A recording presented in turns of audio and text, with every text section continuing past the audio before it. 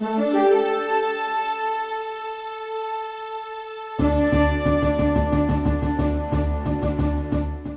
name's Hank Chesbrough, and I think I first met David when I was applying to graduate school at UC Berkeley back in 1991. And David, among others, lured me into the doctoral program.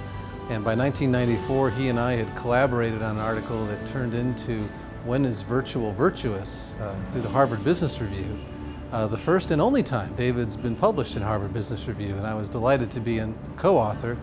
And one sign of his generosity is that he decided to make me the first author on the piece, even though I was still a doctoral student. So that was just fantastic.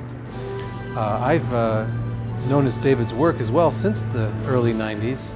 And one of the things that led me to organize this celebration of him is my own appreciation for how his work really spans both the world of management and practice on the one hand, and academic theory on the other hand. In David's 1986 paper, he distinguished between industries and technologies where patents were effective and those where they were not. I see this paper as an important early step in David's more general research and writing on the nature and importance of dynamic firm capabilities. What David had in his formulation was an explicit focus on how firms could profit from their innovations.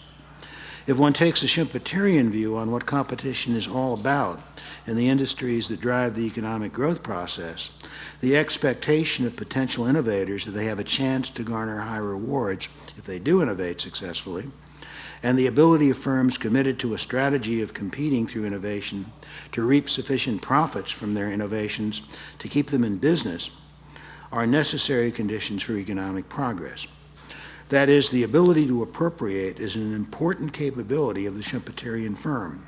It's as important a capability as ability to see opportunities and effectively pursue and achieve them. Since the time of this paper, David has developed much farther his empirically grounded theory of dynamic capabilities of firms. In what follows, I would like to take a different orientation. I want to reflect briefly on how appropriability conditions affect the ability of an industry or the economy as a whole to progress. Clearly, firms that innovate have to believe that they will be able to profit from doing so. And competent firms that have innovating an important part of their long-run strategy need to, on average, profit enough from their innovating so that they can survive in competition with firms that do not innovate. However, it is by no means clear that beyond a needed threshold level, stronger appropriability conditions generally lead to more rapid long-run progress at the level of the industry or the economy as a whole.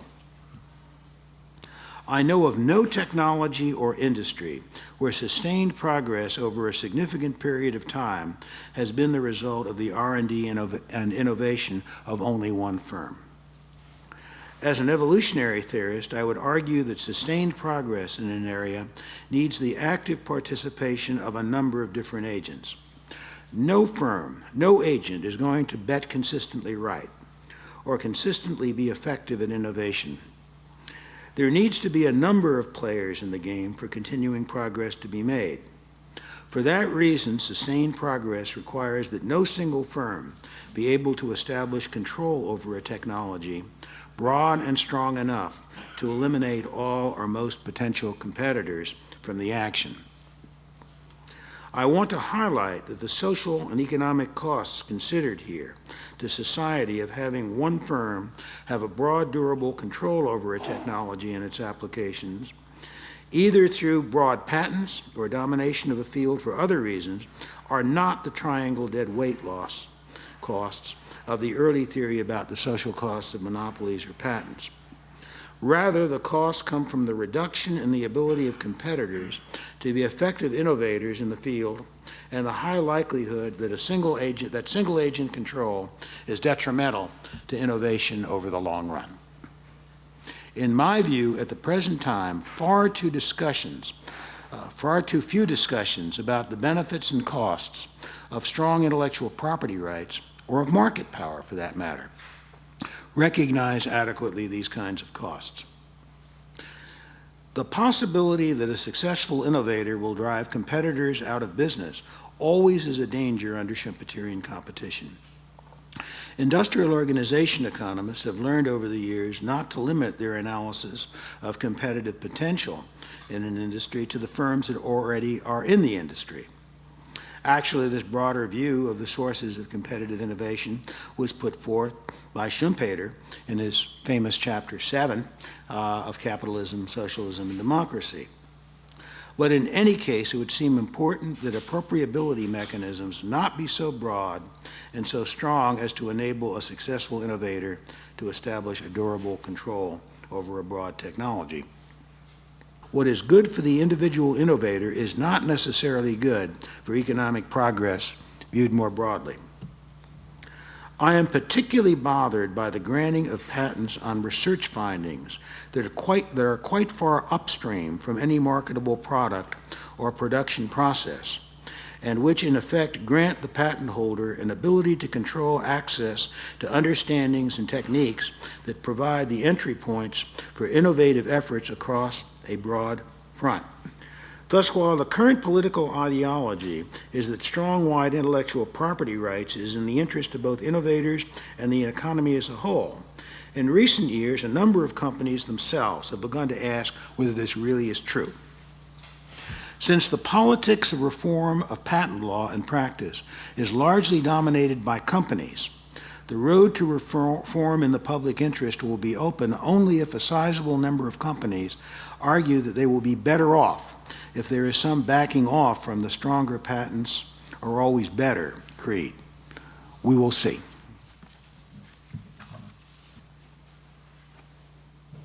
Imagine that I was older, wiser, maybe with a beard, and see if I can evoke some of Sid's logic in my presentation of his paper. The contributions that Sid notes out of David's paper, one is that the boundary of the firm really matters in this discussion. It matters to appropriability, and therefore it also matters to strategy. So the canonical make versus buy decision is not simply an optimization of cost, it's actually a fundamental underpinning to the strategies of the firm. And again, this may be obvious ex post, but that's part of the beauty of the paper, is it really helped us understand after the fact how important it really was. And therefore, innovations for an innovating firm involve a range of options and choices that were not in any of the prior formal theories. So we have a number of new variables to pay attention to, and there's a logic to navigate these options. So one way of thinking about this is sort of two regimes, one regime of tight appropriability, the other of weak appropriability, and I'll take them each separately. In the tight appropriability case, the boundary of the firm doesn't matter so much because either you don't need the complementary assets or they're easy to access. You really are back in a world akin to Arrow's perfect patent, where things are very able to be enforced. You can't invent around it. Enforcement may not be costless, but it is effective. So this gives the innovator who has the know-how a tremendous position with which to appropriate gains from his innovation. It also comes back to the Schumpeter notion of the role of large firms, because in many large firms, these complementary assets may already be in-house and effectively create around that firm's new innovations an effectively tight appropriability regime thanks to the other complementary assets that they have.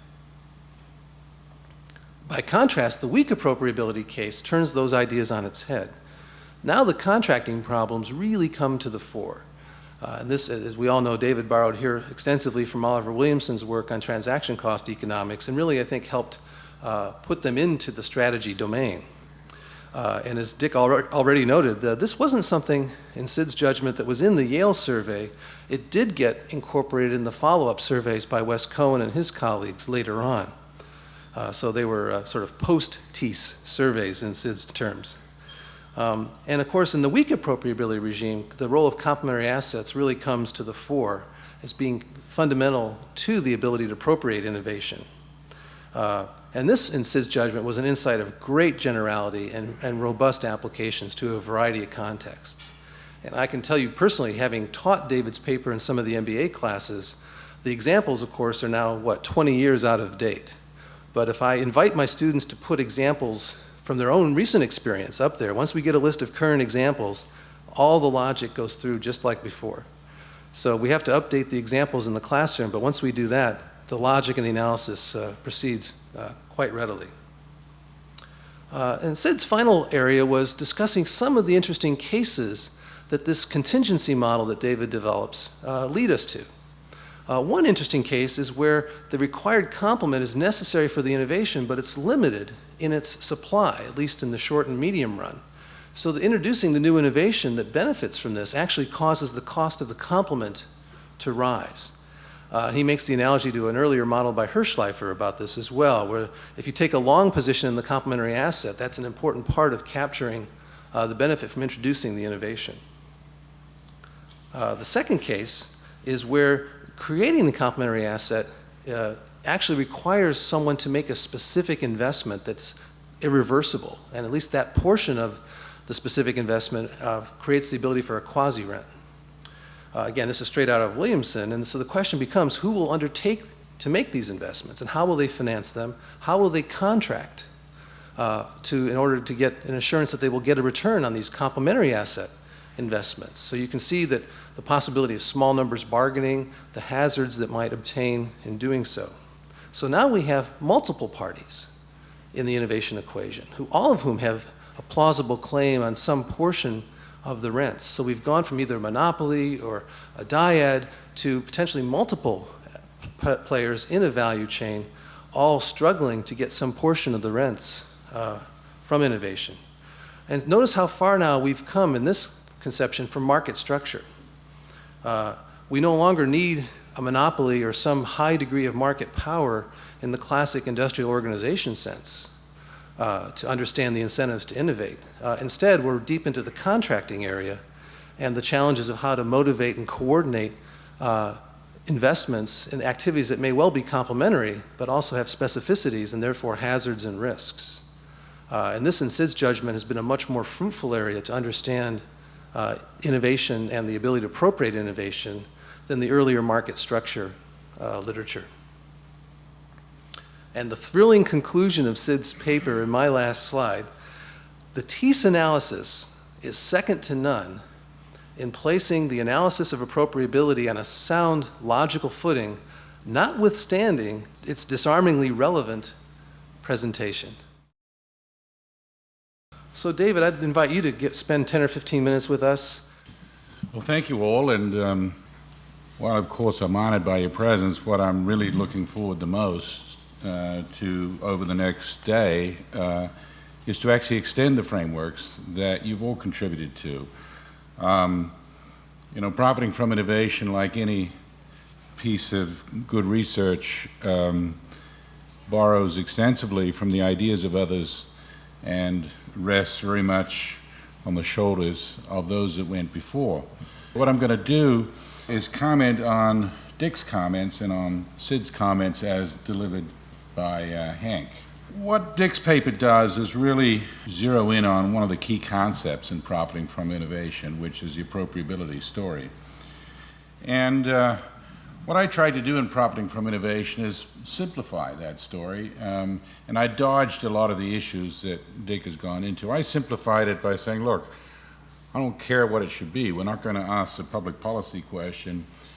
One of the sort of modest pushbacks that I want to present to Dick, since a good deal of his comments were around intellectual property regimes, where the basic thrust, I think, of what he's saying, and which I agree with, is, you know, we shouldn't have intellectual property regimes that are too tight. And I agree with that, but nor should we have intellectual property regimes that are too weak. Someone once remarked that, well, if the patent system didn't exist, it would be hard to find a principled way to create it, and that's probably true. So a lot of this debate, at least in the United States, can be sidestepped because the right to patents in the Constitution, and it's going to stay there. There is not going to be a constitutional amendment to get rid of patents. So we have to think about, well, given that we have a patent system, and we'll always have one, how should it be how should it be worked so that it doesn't stand in the way of innovation, but in fact it assists the process. In the semiconductor industry, and it was the little companies that were in favor of patents and the big companies that are not in favor of patents. And there's obviously complicated issues there around, specific assets, irreversible investments that have been made, and concern that patents may stand in the way of the effective utilization of those assets. But the politics of IP, I believe, is now dramatically different from where it was. And there's, like everything else in a complex society, it's a much more difficult issue to think through than it used to be. Which brings me to Sidney Winter's paper. And of course, any paper that would put your own name in the heading with Schumpeter and Arrow, you are unable to criticize in any way whatsoever. So I was obviously mightily flattered with the title of the paper as well as by its contents. But I think and in fact it was only when I read Sid's paper that this really became so starkly obvious in my own mind. And that is that, in a way, if you go back to Schumpeter, it's really a Johnny One-Note story about innovation. So what profiting from innovation did in part was step away from that.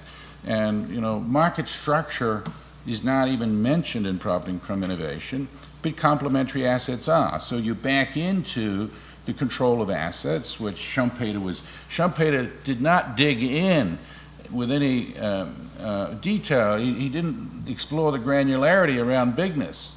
And if you explore that granularity, you first of all start talking about complementary assets, and then with some insights from modern economics, you make the distinction between specific assets and generic assets. And anyway, so in a way, if you want to, you can start with Schumpeter.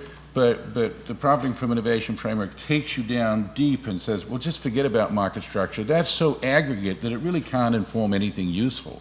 And focus instead on complementary assets. And then the other concepts that are articulated in there are the role of standards, which, Schumpeter didn't mention at all, and nor did Arrow in his treatment. And then the whole question of timing.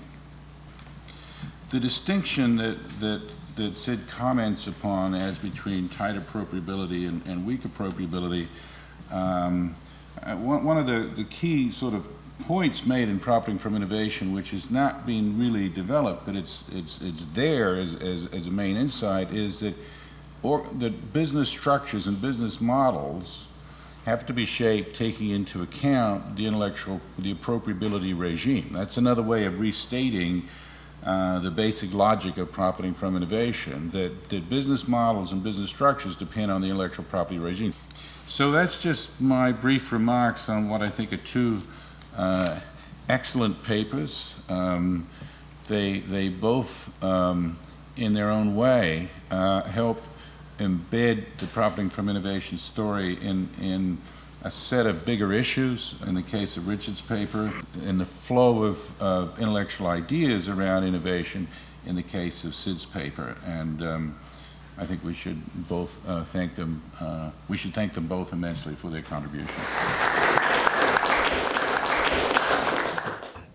I'm delighted to participate in the 20th anniversary of the publication of David's splendid and very much noted and influential article in Research Policy concerned with how firms appropriate the returns to industrial innovation.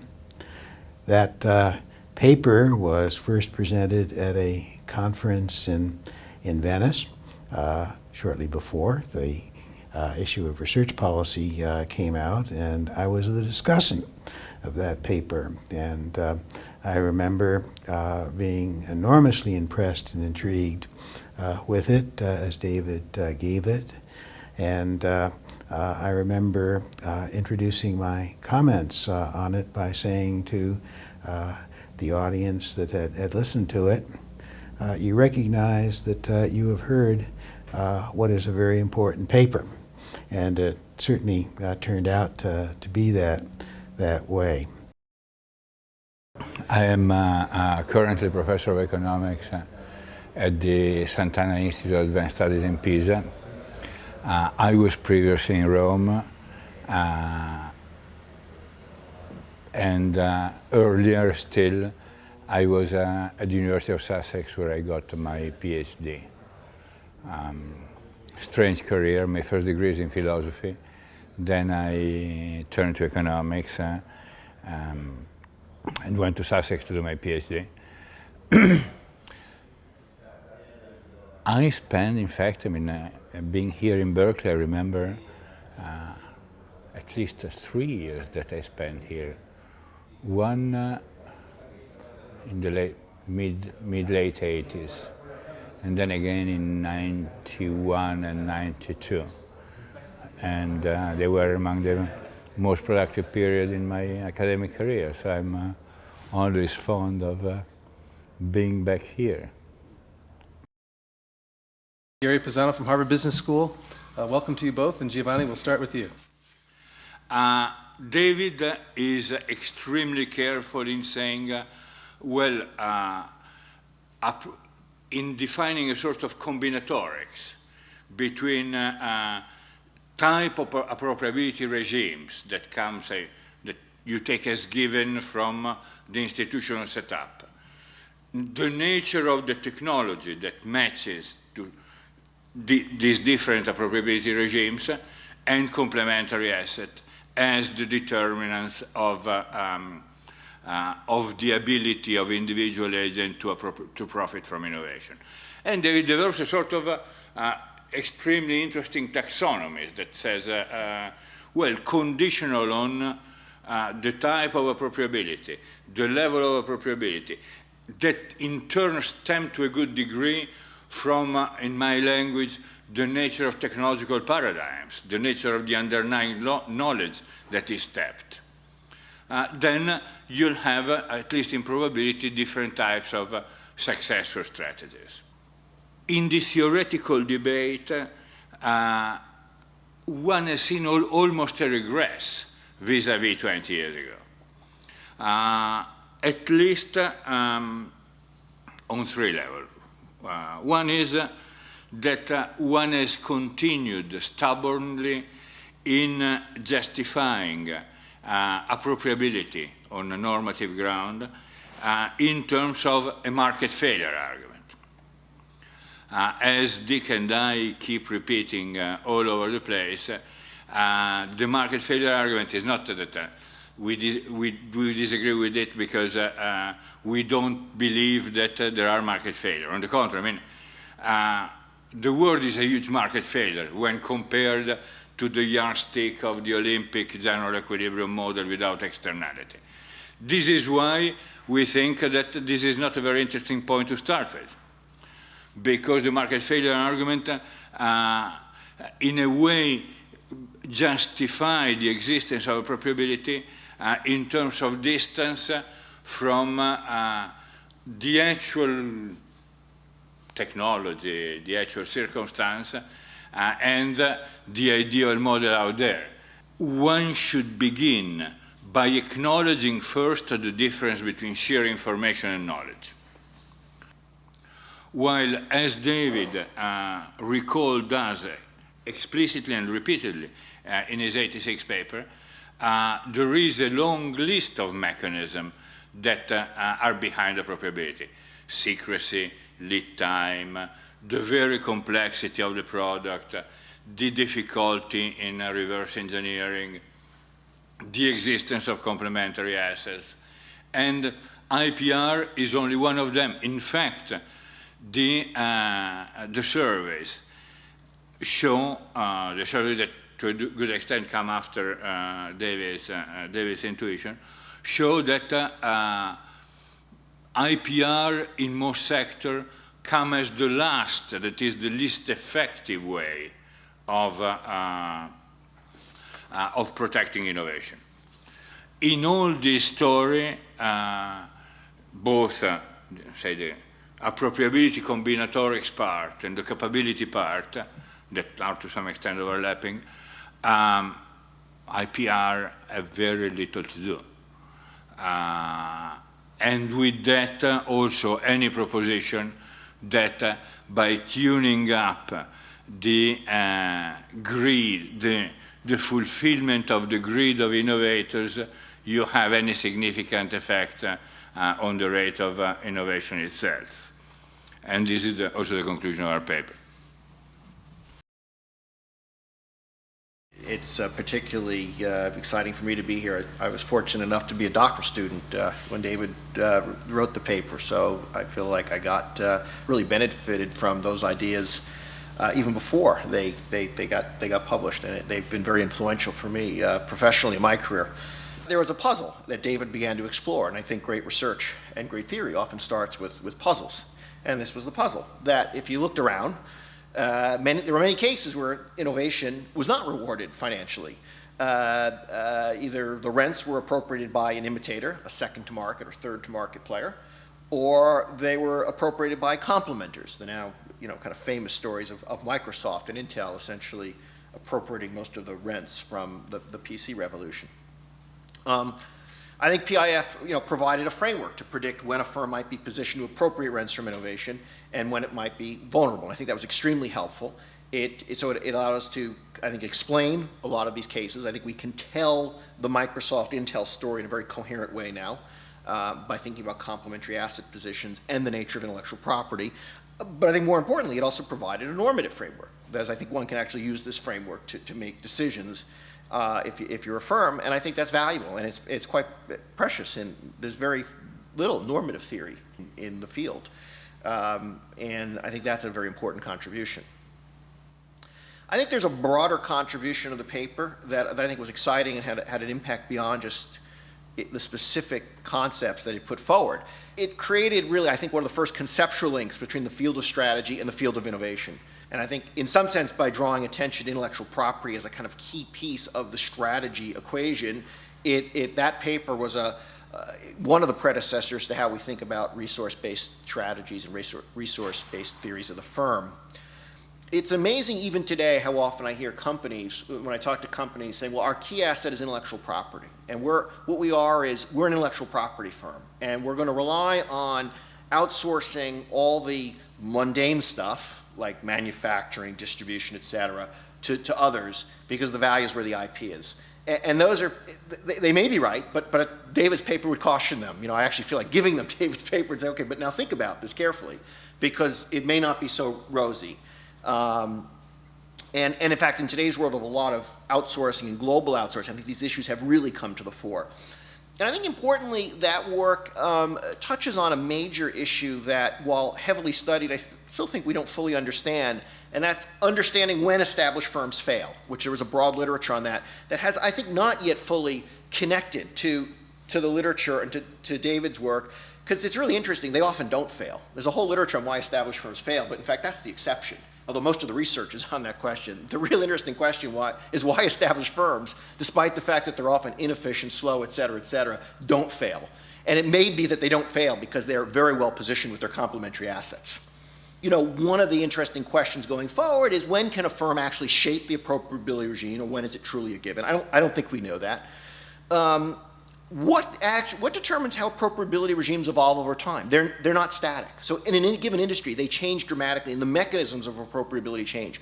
Why? My view is it's a function of strategy, that firms are actively pushing and pulling in different directions. And then there's a third very interesting strategy question, which is, how do you reposition yourself in the wake of a radical change in the appropriability regime? And where so much of the innovation literature is, how do you reposition yourselves in the wake of a radical technological change? A more interesting and a more problematic issue, or more powerful problem, may be repositioning yourself in the wake of an appropriability regime. And I think we've got some natural experiments going on, for example, in areas like open source. So let me stop there and then turn it over to Rob Murchis. Thanks. When David takes the black box of appropriability and opens it up and says, what are the components of an appropriability mechanism? What's the structure of appropriability in an industry? He's asking us to think a little bit more open-endedly. Now, when we take the IPR component, that particular mechanism, again, I think the literature has pushed that Teecean impulse a little further and said, let's think dynamically about that. So we don't have to take that as a given or fixed. How might firms influence it? How is it changing over time? And how should it change over time? And these are very, I think, very interesting questions. In many ways, I think in the Teecean framework, you get basic information, basic science from sort of outside, and that's one of the inputs into the innovation system. We've obviously changed some of the parameters of how university science is done, and one of the important ways in which we've done that is patents are on the scene and property rights are now a prominent part of it. Giovanni's comments go to the fact that there are a lot of transaction costs created when we propertize this research. There are a lot of problems and complexities that are created that weren't there before. And I would certainly agree with that. Once you sort of take David's bold intellectual step and say, let's really open up appropriability and analyze it, if you follow that through along other dimensions, you may open up other fixed point assumptions, even of his pioneering paper. And that represents not only extensions, but areas where we can apply, I think, his basic sort of dynamic way of thinking to different problems. And I've certainly tried to do that myself. We also see that some of the firms that have been the biggest advocates of strong patents, for example, are now suffering from an onslaught of lawsuits by companies that are basically just kind of rent-seeking operations, never really did any real innovation. All they did was acquire some patents, pull together some funding to try to assert these, and basically their business model is litigation. And I think this is a very instructive lesson for those firms which have taken the position that stronger IP rights are always better. That view is now being essentially thrown in their face, and they're having to deal with the consequences of that sort of rhetoric and that sort of logic. And some of them don't like what they see. As a result, from, I would say, an internal perspective, from the point of view of the companies that really do innovation, we have this very, I think, beneficial result, which is they're going back to first principles and saying, well, wait a minute, I thought patents were supposed to be about real innovations and not just about litigation and lawsuits. So it's pushing them back to first principles. The way it fits in with David's paper is, I think that they're beginning to see that, oh, okay, my appropriability in T1 is going to affect these patent trolls and their ability to have a business model in P2, right, at T2.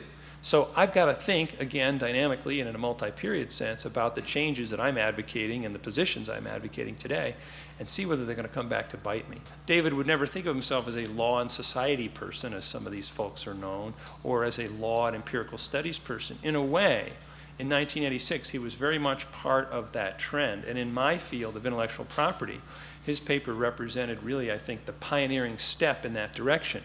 Now, I have to say, it was a humbling step for people in our field, because of course we always sort of assumed, being in law, that of course we're at the center of the universe and incentives are really important and the legal rights are all that matters. And so you can find offhand comments in the law reviews in the old days about the opening paragraph of some doctrinal article. We all know patents are extremely important. Without that, industry would fall apart. You would get this kind of kindergarten view of appropriability. Well, along comes David's paper, and it says, wait a minute, we got to put that in context, okay? The legal regime may not really be very important in very many industries. Let's compare the legal appropriability mechanism to the other appropriability mechanisms. And that was really a shot right out of the sky for a lot of people. And fortunately, I was just starting out in the field, and so from the beginning, that sort of humbling but I think insightful view has been my framework. And so when I teach this stuff, I really try to make sure students understand that the legal component has a business context, that there are other strategies other than legal that may be preferable or into which the legal side may fit. And again, I think that it's humbling in the sense that people will go out and say, well, I guess the general counsel is not the most important person in the whole company. On the other hand, I think it's insightful because they have a much better idea of where they fit really, instead of in some imaginary world. And I think that's enormously beneficial. I wish I could say that that empirical real-world spirit had deeply infused the field of law and economics, which I also participate in on occasion. It really hasn't. And only recently as law and economics really started to take empirical work seriously. And so I see a bright future for David's paper among those people interested in intellectual property who come strictly from the discipline of law and economics. When they really internalize it and when they really get it, I think, it will have even more influence in that little branch of law. So I'm going long on Teece 86 in that field. Anyway, thank you.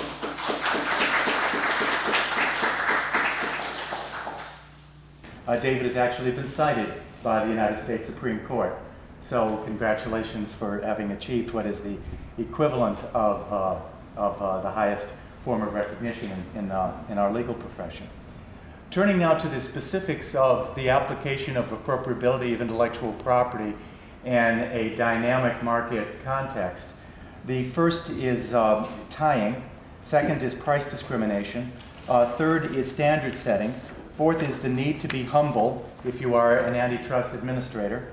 The word hubris appears in David's writings. Number 5 is the market definition, which is pervasive in antitrust. 6 is the different ways of expressing market power. 7th is the market for innovation as opposed to the market for any given product. 8th is the definition of monopoly or monopoly pricing, I should say, in such a way to include adequate incentives for innovation. And 9th is that quality competition is improperly captured in the merger guidelines. But among the areas where I would like to see David continue and expand his work would be, first of all, optimal patent duration. I don't see that there's any particular logic to the present term, nor, and it is a subject that does lend itself to academic research to find some optimal period of time.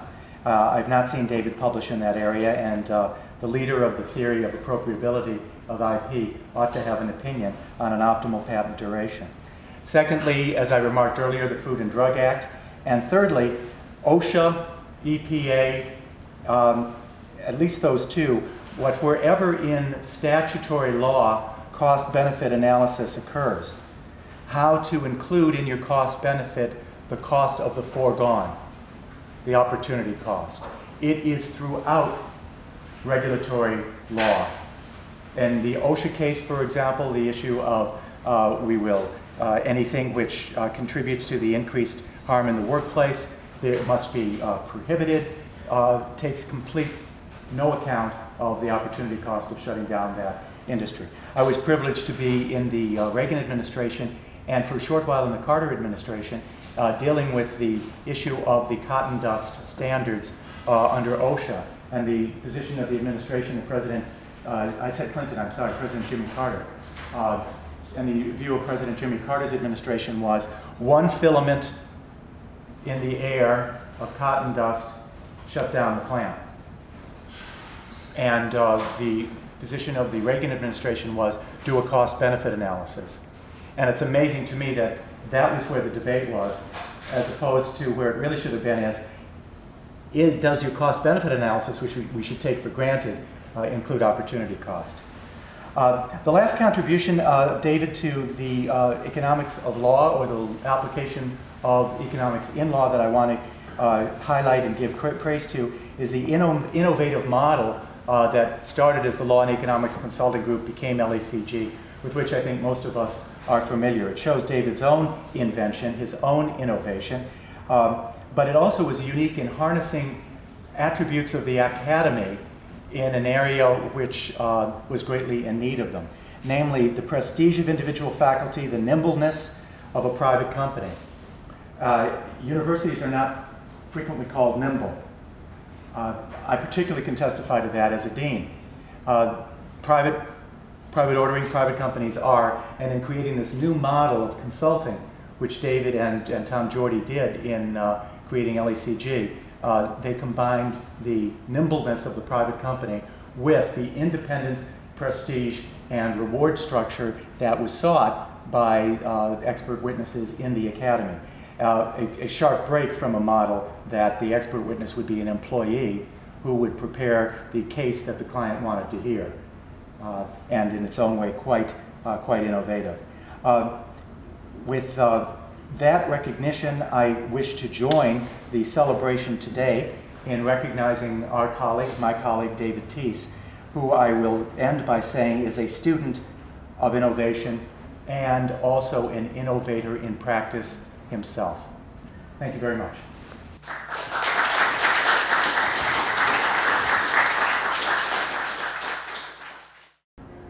I first met Dave when we were both at Stanford University. I was in the economics department, still am, and he was over in the business school.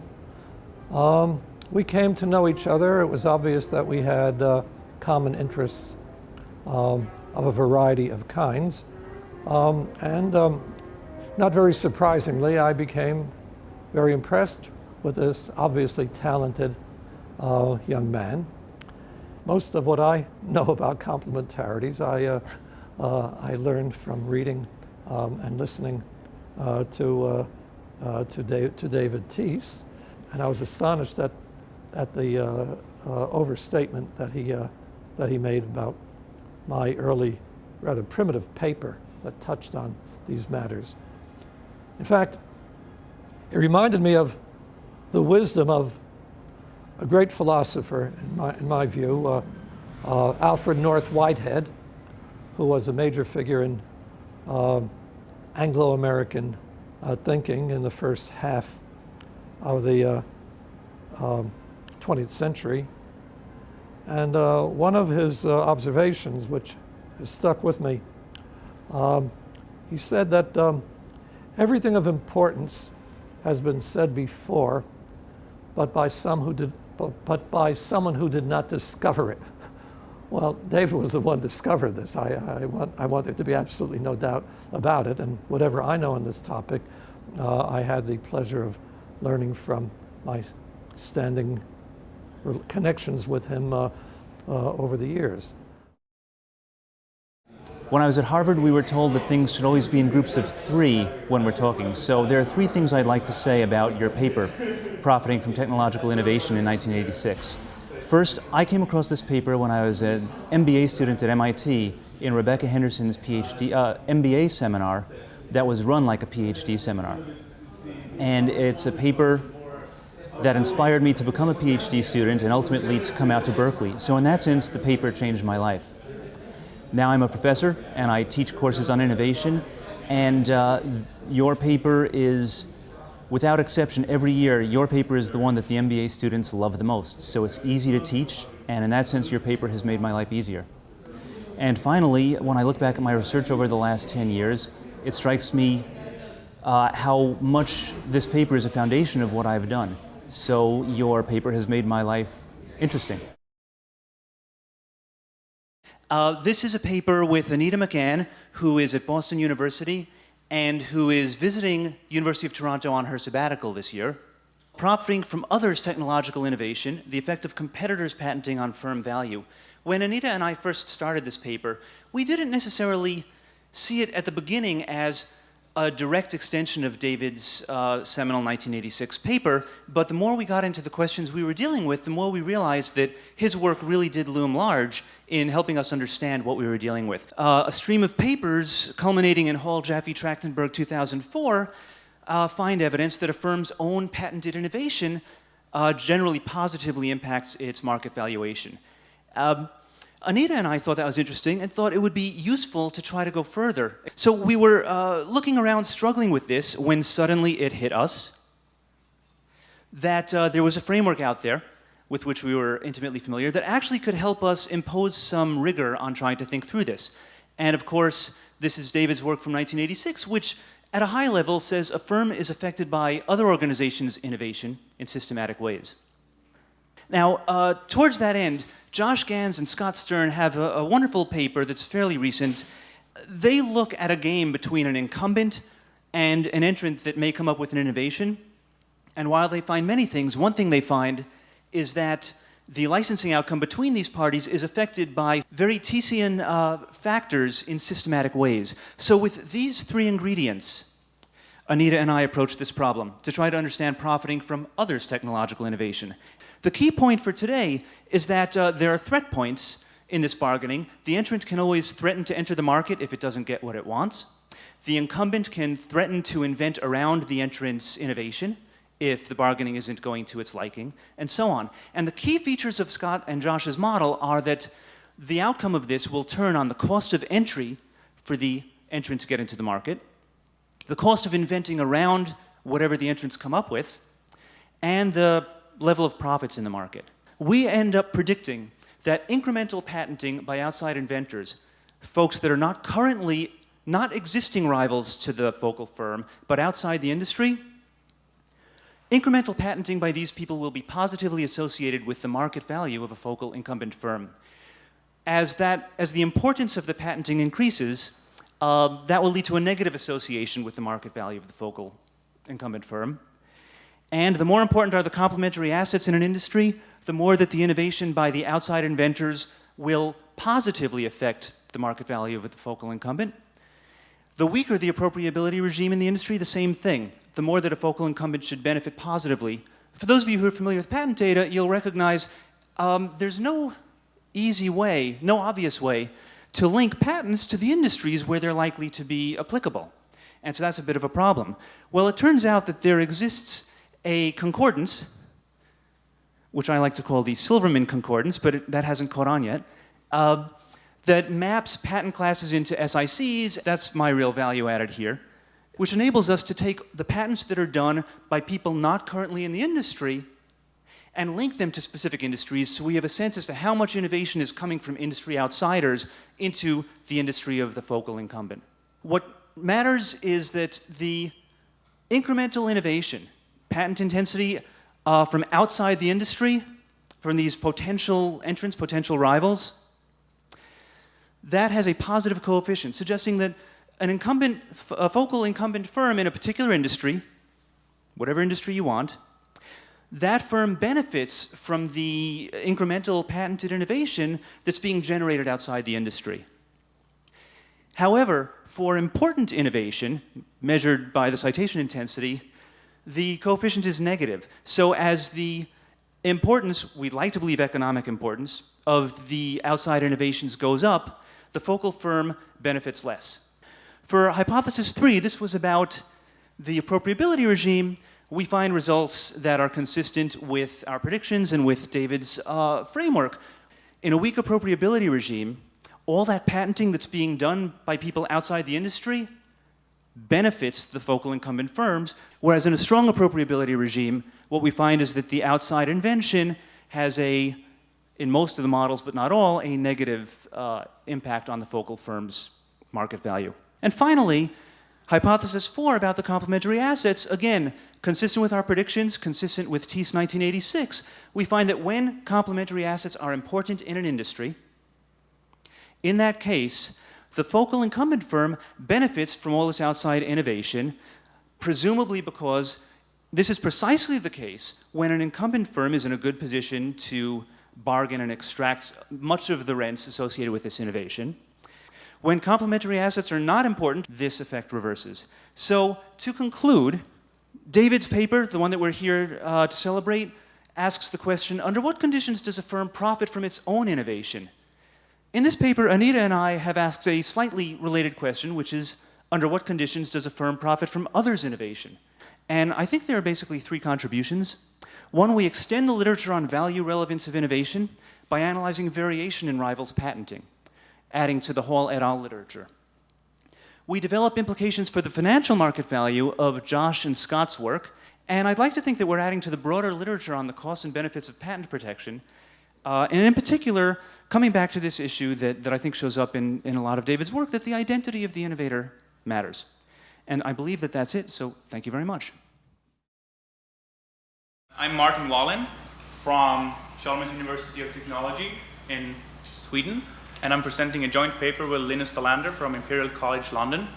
In our case, we ask how firms participate in these seemingly open and altruistic user communities to access complementary assets.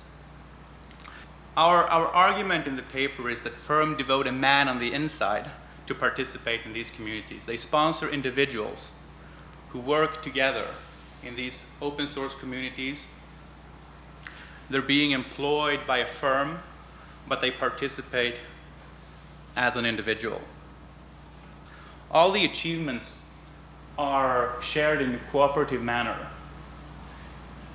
They rely on computer-mediated communication. So these communities are distributed all over the world. The individuals working in these communities lack financial compensation. They do it for their own reasons. They improve the programs and they use it. And in a sense, they appropriate from that rather than from making money. Another very important characteristic of these user communities is that the communities defend their work from being appropriated by firms through social norms and legal practices. They use the intellectual property rights systems to make sure that improved code is always released freely. So when you improve the code, you can't close the code. Turning to our hypothesis in this paper. The first hypothesis is being sponsored by a firm increases the likelihood that individuals seek to form ties with other participants in the community. We have two hypotheses which are in opposition because the literature basically goes two ways. We can argue two ways.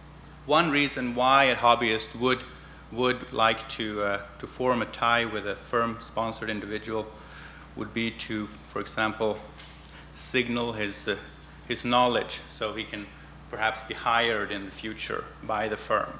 Opposing hypothesis would be that it decreases the likelihood because hobbyists don't want to work for free or give away free stuff to firm-sponsored individuals.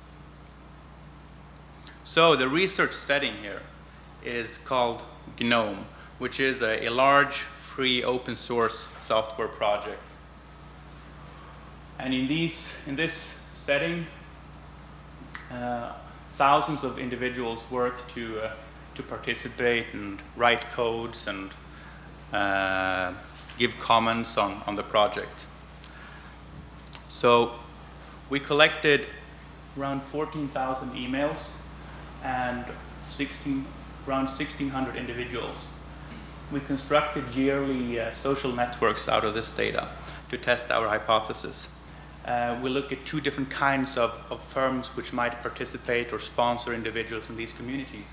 FOSS is free and open source software, by the way. The dedicated FOSS firms, like Red Hat and Helix Code, they were basically founded in and around the open source community. And the other firms, like Sun and Novo, they have been around longer. We call them incumbents, and they don't necessarily just rely on open source software. Here we've mapped out the interaction between different individuals, how many contacts you have. And then we can apply a third dimension into this network to see the difference from the mean degree centrality, which we measure. What we see in the end is that we have a lot of boxes in the top, basically. So firm-sponsored individuals are extreme into how many people they have contacts to. So that gives reason to believe that, to support some of our hypothesis. So what does this have to say about today? Well, we have 3 points we would like to make.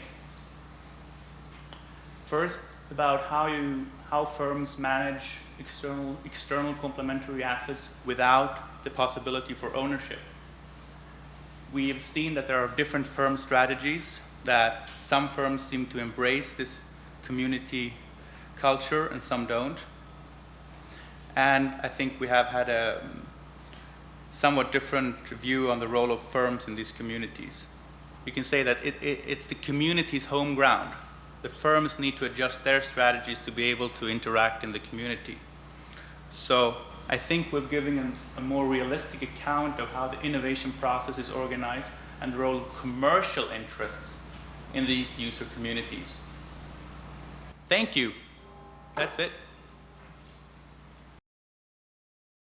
Let me talk about the paper by our distinguished alum, Brian Silverman, and Anita McGann, which I thought was a very interesting paper, and he did an able job of summarizing it, looking at the role of rivalry, spillovers, complementary assets, and appropriability in affecting market valuation effects of rivals and outsiders' innovative activity.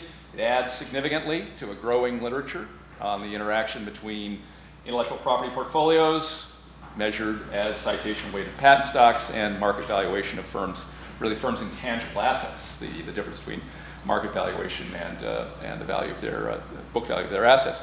Basic results are, by and large, supportive of the intuition of David's 86 model.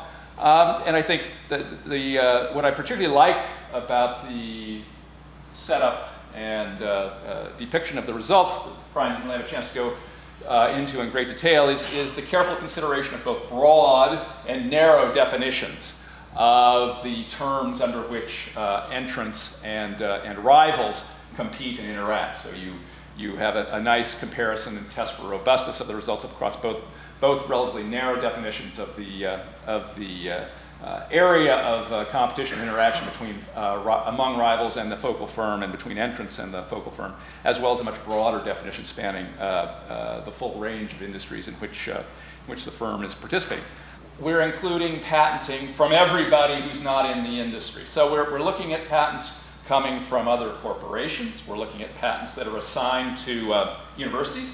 We're looking at patents that are assigned to government labs. We're looking at patents assigned to basement inventors, as the paper notes. Well, again, one can spin some interesting stories about the differential importance of complementary assets and the like for inventors from these different external constituencies. And again, these are data that could be pulled out of the patent data that Anita and Brian have, and I think could really inform and extend this analysis in very interesting ways.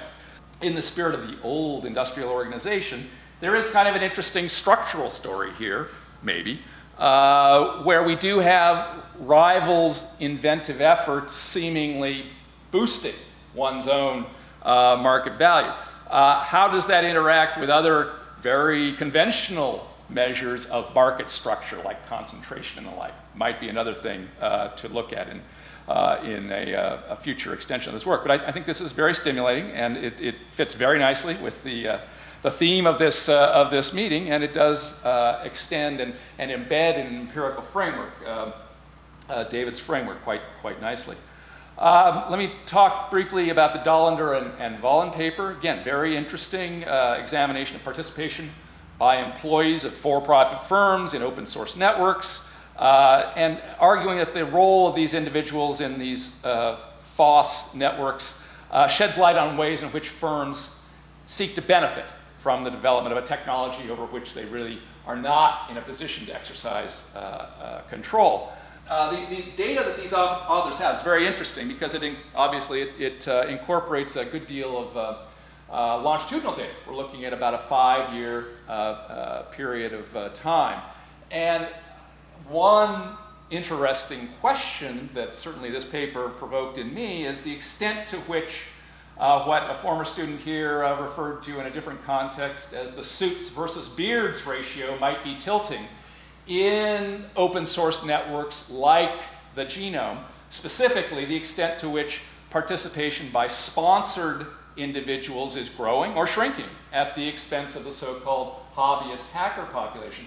I would imagine that those data can be extracted from this very rich body of data that these authors have, and it raises interesting questions about the extent to which firms' engagement in these networks, putting people on the inside, as they suggested, is perhaps having the effect of effectively co-opting some of these development networks. Don't know.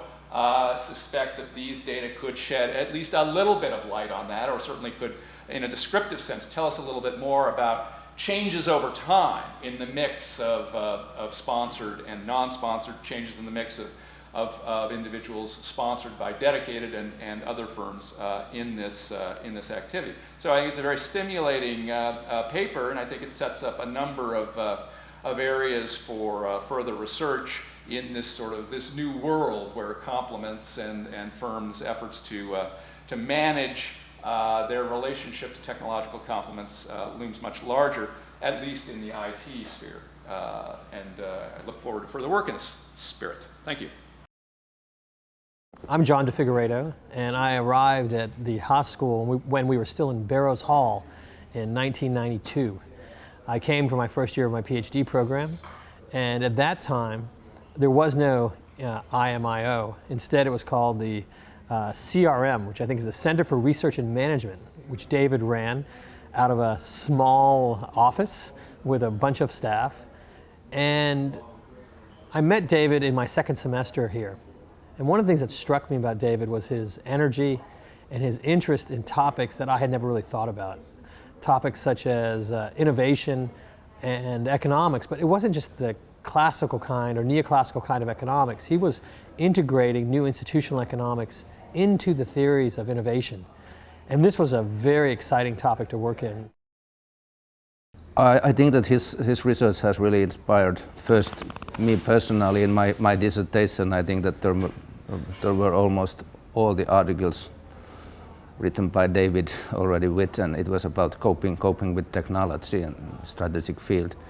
And then after that, my research group has now already published at least four PhDs, and they all are very strongly based on David's idea. We tried to operationalize his concepts and put them into empirical context. That's what we are now doing. For instance, this appropriability regime and dynamic capabilities concept.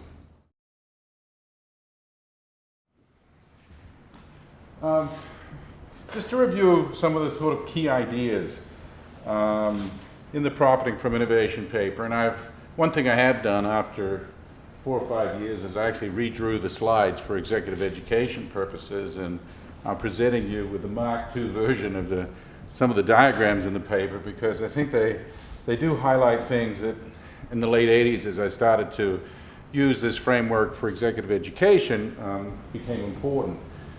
First of all, it's very important in this slide to recognize that in addition to talking about complementary assets in general, I did slip in the original complementary technologies. Although the flow of the paper, while it's in there on the diagram, the flow of the paper is about complementary assets and tells very much a vertical story.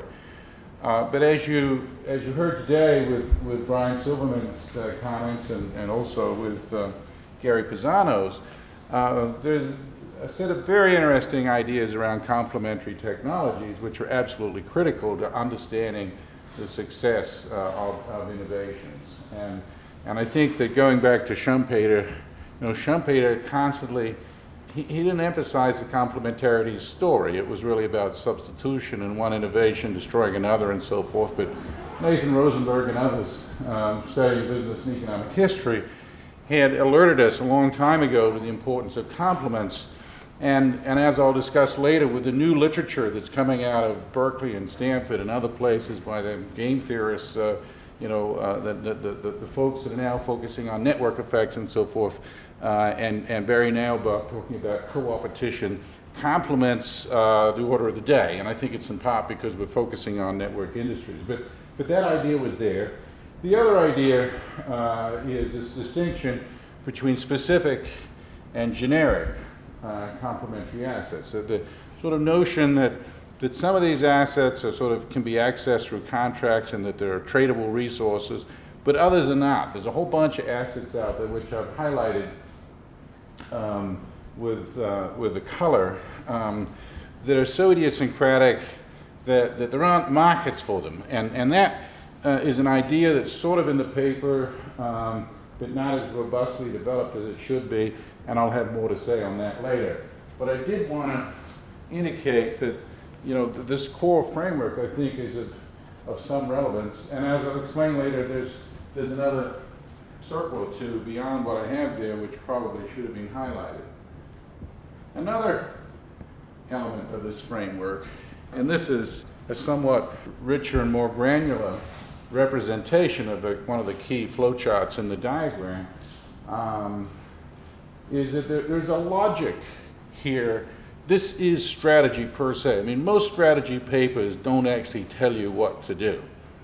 They talk around stuff. This actually has a very strong sort of predictive element to it that says, starting with an invention, first of all, there's a loop there. Is it capable of improvement and so forth? But the real heart of the argument begins, okay, once you've got, and this is part of the way the paper was framed, and I think important to its success, otherwise it would have been weighted down with so much complexity that no one would read it.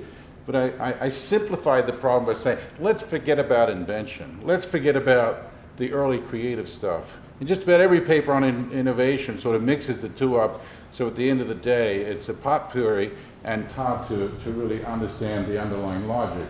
So here, we simplify the problem and we go through and we analyze both the appropriability regime and the nature of the complementary assets. And there are clear predictions that come out of it in terms of what you should do for strategy, and then predictions in terms of what the outcome will be in terms of the division of the profit stream between the innovator and others. And this version of the article, this is broken in two. This is for the weak appropriability case, which is my main case, because having the benefit of the Yale survey, we know that strong appropriability is the exception, not the rule, and it can be reworked again, as I showed with respect to the strong appropriability case. And then the other element, this diagram never seems to get mentioned or followed, looks a little easier with color. It's all, it's just a black line drawing in the article, but really what you have here, and you need the color to show this, is that the strategy is dependent not on the complementary assets you have per se, but it's all about relative positioning. Not in a market, which is what Porter is all about, but with respect to specific assets that are necessary in the innovation process. So the pink is where you're disadvantageously positioned, the yellow is where you're advantageously positioned, and there's a logic that flows from that, and the appropriability regime is another part of the contingent framework. There has not yet been a merger between the innovation field and public policy, particularly antitrust policy. And antitrust policy, as it's implemented in the United States and in Europe, is very much driven off the standard macroeconomic theory. And there's a lot of hostility to these ideas. While Ann Bingham's of the world and many agency directors will tip their hat to innovation and say, yes, of course it's important, they in fact have no intellectual framework for thinking about how this should impact public policy. And so the way they've treated anything that's come out of the innovation studies area is essentially to dismiss it for two reasons. One is that standard microeconomics still reigns, despite the fact that here there were lots of nods earlier when we said the market structure framework was gone, and 20 years ago was blown out of the water. It's a market structure framework which is still the core underpinnings of antitrust policy in this country. So the problem is that the innovation studies hasn't put something in its place. So the agencies, have to operate in an economy, and they have to have merger policy, and they have to have a set of rules to get things done. And so it's not just an intellectual hostility, but because there is no alternative, clearly articulated and better policy proposal, the stuff gets a cold shoulder, and perhaps it's because the problem is too complicated, perhaps it's because of us. But either way, we're in the sad position that innovation does not infect public policy in the antitrust arena, except occasionally.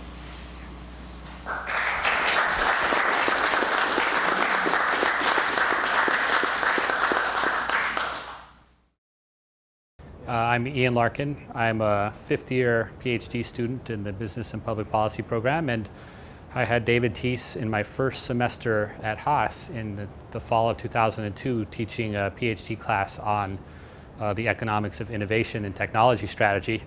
And I learned a number of things from David. Ian Larkin is going to be presenting some of his research, and the research you're going to be hearing actually received some wonderful recognition in the Academy of Management this past August.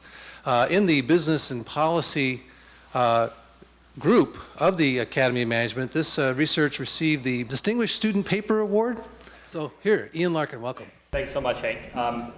And thank you all for coming. I can't think of a better venue than to present my work at a conference honoring Professor Teece. David has just been very instrumental in the intellectual development of a lot of us. I think the fact that there's probably 6 or 7 alumni here to honor him speaks volumes about how much we value his intellectual input and the impact that his ideas have had on all of our research.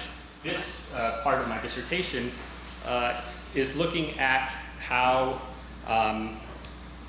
in enterprise software, which is Dean Campbell talked about, an industry which Professor Teece knows a lot about, enterprise software is marked by incredibly quick innovation cycles and an industry which changes in nature every 5 to 10 years. And because of this quick rate of innovation, the employees within enterprise software industries are motivated using very, very aggressive, high-powered incentives to get them to go out there and really fight for the firm. And this is just kind of the way that it's always been, and it has some positive effects on motivation for employees and also getting the right employees attracted to the firm, but it can also have detrimental consequences. And that's what this paper is about some of the unintended consequences that incentives can have. And one specific problem, which I'm going to focus on, is 2 elements of a typical high-powered incentive contract, and they're actually very prevalent in most high-powered incentive contracts. One is the non-linearity of them, in that your compensation schedule is not linearly based on your output. You get paid more or less as your total output goes up. And so that can impact the amount of effort you put in. And then the second piece of that is that there's deadlines. Deadlines are very prevalent in basically everything that companies do. It's very common for firms to couple the non-linearity in compensation to the deadline system. That gives employees, as we'll talk about, the incentive to gain the timing of deals, and that can actually be detrimental to the firm. So my research questions are, to what extent does this gaming happen? I attempt to measure the effect of this gaming on actual business outcomes and try to estimate how much it costs the firm. And the basic idea behind the paper is that salespeople, because of the non-linearities in their commission schedule, in my case, in the case of the vendor in question and across enterprise software, it's actually an accelerating commission schedule. That gives the salespeople the incentive to try and stuff as many deals into one period as possible. And so they approach customers and say, hey, help me out on the timing. Close it earlier than you want, or sometimes close it later than you want, as you'll see. And for that, either implicitly or a lot of times explicitly, they say to the customer, I'll give you a better discount if you do that. And so I find that the timing gaming is prevalent. And then I use a couple of techniques to estimate the effect of this on outcomes. And the number I get is about 6 to 8% of revenue in terms of excess discounts given to customers. Now, the firm pays 8% of revenue about to salespeople directly in the form of commissions. And so basically what this result says is that this incentive system costs the firm approximately double what maybe it thinks it's spending in terms of the salesperson compensation system. Now, I'm not saying that it's suboptimal to have this excess cost. It's just another cost. Just like paying a salesperson directly a commission is a cost. But it's a cost that, at least when I talk to firms, they don't take into account. They know that it goes on. They know that discounts may be that big. They didn't know it was on the order of magnitude of the commissions they're paying directly. But the compensation system has benefits as well in motivating and attracting the right employees, because they want the best and the brightest to find it profitable to work for that company, whereas they want to get the chaff away. Let me say a little bit about how this links in with David's work on profiting from innovation. I think it actually is a really good fit. David's fundamental question is, how can innovating firms ensure that they profit from all the expense they put in innovating? And these enterprise software companies tend to be good, although their customers sometimes wouldn't say so, but they tend to be good at engineering products. There's a feeling that there's very few people who can both handle the technical side of software and can also go talk about it in a business sense to people who make the buying decisions here. And so because of that, they are paying excess wages to these people because it's so hard to get them to work for the organization. And so marketing and customer relationships are a clear complementary asset here, which all of the enterprise software vendors fight really fiercely to control. And so I really think we've heard a lot of people today talk about how David's fundamental insight could be applied to looking within the firm and how opening the black box of how firms manage this innovation process and profiting from it, how firms can do that and some of the problems they might have, and I think that this is an example of that type of research. So David, congratulations, well done.